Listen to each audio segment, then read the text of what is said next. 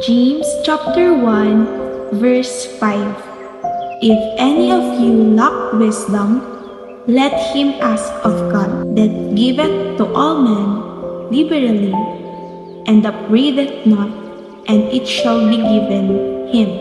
Minsan ba, sa buhay mo, dumating yung isang sitwasyon na hindi mo talaga alam kung ano yung gagawin mo. Ang dami mong iniisip, ang daming options, pero kahit anong gawin mo, hindi ka pa rin sure kung tama ba yung desisyon mo.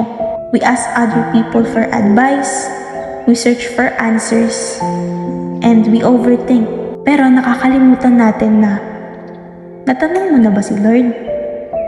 Like us, na alam na natin ang lahat.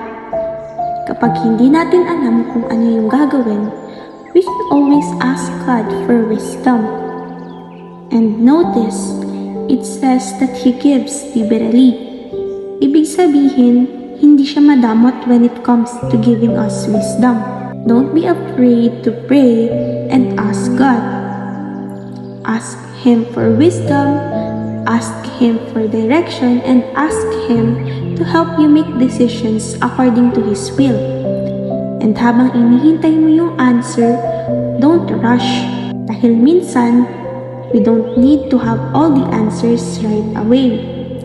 Kailangan lang natin malaman kung kanino ba tayo dapat lumapit.